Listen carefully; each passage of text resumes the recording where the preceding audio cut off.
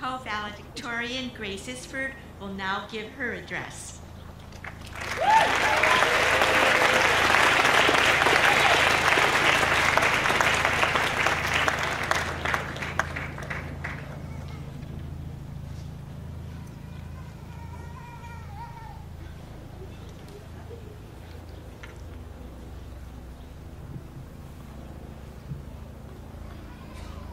Mrs. Tennyson, Mrs. Hayes, Father Bretsky, Miss Brennan, Mrs. Collins, trustees, faculty, parents, friends, and of course, the graduating class of 2015.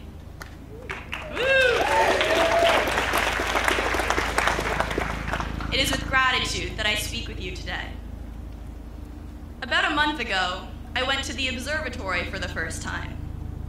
Yes, I've been a student at Sacred Heart for 15 years, and the first time that I ever took advantage of this gorgeous facility was right before my time here was over. As I gazed up through the telescope at the moon and a selection of planets, I was struck by the beauty, serenity, and unadulterated majesty of outer space, and the passion that our resident astronomer, Mr. Rick Bria, has for sharing it with others.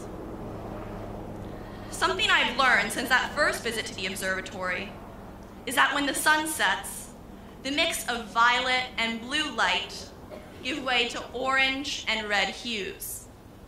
On a clear night, red, the light with the longest wavelength, is the last color you see in twilight as the sun escapes from the sky. It all comes back to red. The color of passion and audacity, love and fire. It just so happens to be the highest arc of a rainbow. Approximately 77% of national flags include red. It symbolizes good luck and happiness in Chinese culture. And it is scientifically proven to capture attention and trigger alertness. There could be no better color to describe our class and our position today, poised to say goodbye to high school and begin anew. It is a color that represents this class's bravery, fearlessness, and heart. I tried to think of a metaphor that could explain our class, but I realized that it is too unique and outrageous to be described that way. Our class is unprecedented, vibrant, and explosive. After having spent 4, 8, or in some cases, 15 years with you, I've come to the conclusion that our class can only be captured by the equally daring class color we chose, red. We are a class that never settles. In fact, the more I think about it, the more creative our class appears. Some would say our class pushes boundaries, but I'd like to think of it as redefining or reimagining them.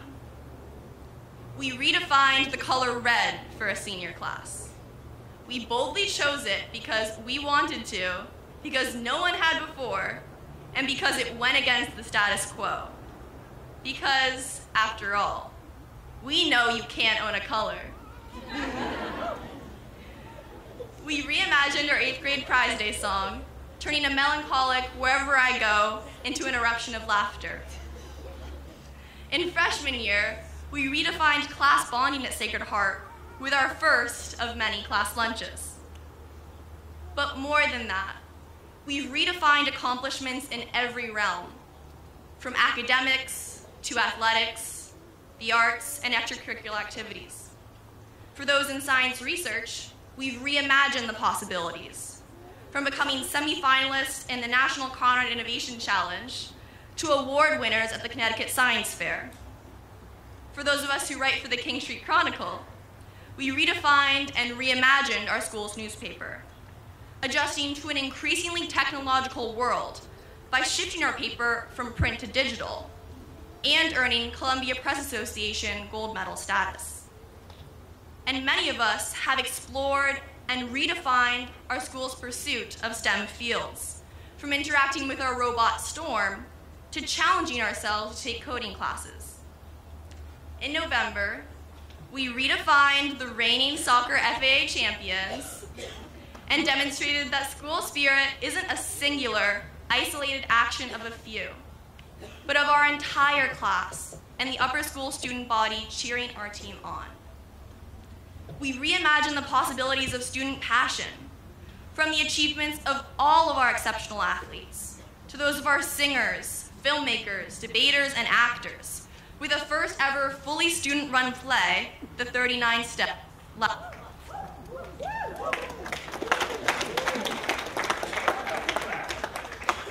And we responded to the call of social justice, clocking over 2,000 hours of service, founding charities, and freely giving our time to others. Senior year, we've redefined the limits more than ever before. We have proved time and time again that we are not afraid to boldly go where none has gone before and realize that just because something was done a certain way in the past does not necessarily mean it has to be done that way in the future. We embrace challenges. We embrace change.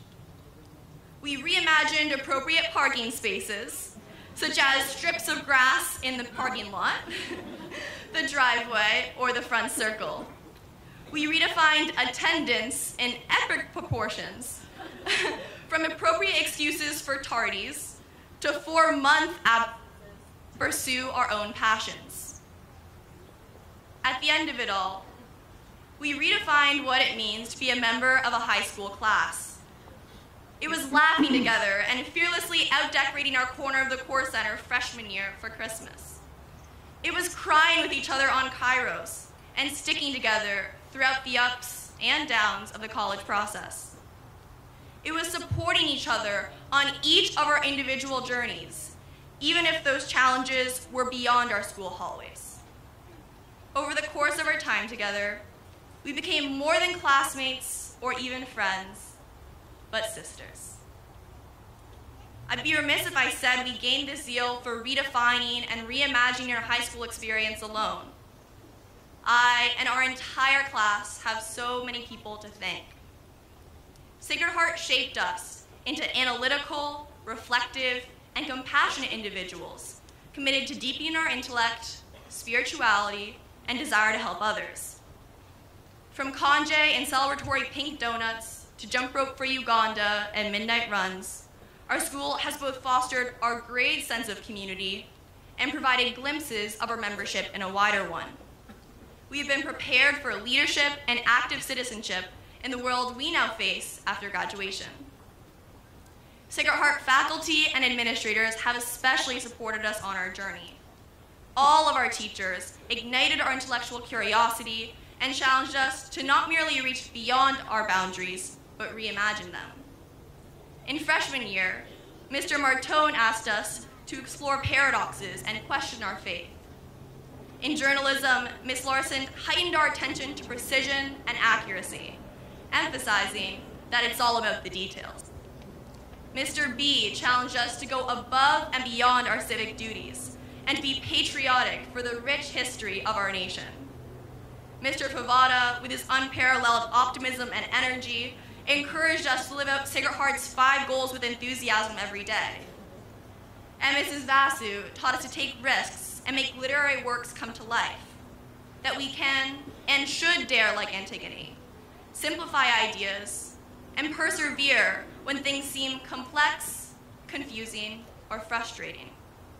As she often told us this year, to get from A to B, sometimes you have to go through Z. We also need to thank our parents, siblings, and relatives for their constant support. You know the tremendous amount of work and dedication that it has taken for us to get to this point. Your unending love and sacrifice have made us into the brave people we are today, and we could not have done it without you. So where do we go from here? How do we preserve the bond of this class and hold on to the memories and the heightened moments that we shared together? The truth is, we can. Acclaimed author Virginia Woolf would call these moments, moments of being, where we are fully conscious of our experience, aware not only of ourselves, but of our connection to a larger group. I have have to admit, I struggled a lot to realize what these moments meant when we were learning about them in English class this past year. They seemed very abstract and incomprehensible. But when our class was running and screaming at the top of our lungs through the hallways on the last day of classes a few weeks ago, I realized that is exactly what it meant. These moments aren't necessarily extraordinary, earth-shattering experiences, but ordinary ones. They are ephemeral moments of enlightenment that make you feel truly alive. They are taking advantage of a school observatory and appreciating the stars for the first time. We cannot hold on to these moments, but we have to trust that the best is yet to come. Every once in a while, a collection of these moments will converge, as they are now, and we can realize how all these variegated experiences fit together. As we leave Sacred Heart, I challenge you to continue to manifest our class color. Be bold, passionate, and fearless. Dig deeper and get lost. Remain open to different ideas and do not be afraid to take risks. Do not be afraid to stumble. As David Kelly put it, founder and chairman of award-winning global design firm IDEO, fail early, fail often. Keep redefining and reimagining boundaries. Preserve and strengthen the red connections, the ones that truly enliven and impassion you, to your school, your friends, and your interests. And look for moments that can add a vibrant hue to your color, providing that flash of awareness, that recognition of how interconnected everything is, and that realization of who you are and what you want to become. Although red is the last color you see at sunset, it is the first color you see at sunrise. Our passionate, audacious, and spirited time at Sacred Heart may be setting, but a new journey is also rising. It's not blue, it's not green, it's not yellow, but red. So to my sisters, one night at college next year, pause and take a look at the sunset.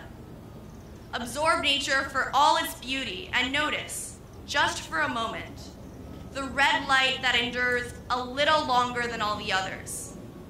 That's our color, and it always will be. Thank you and congratulations to the class of 2015!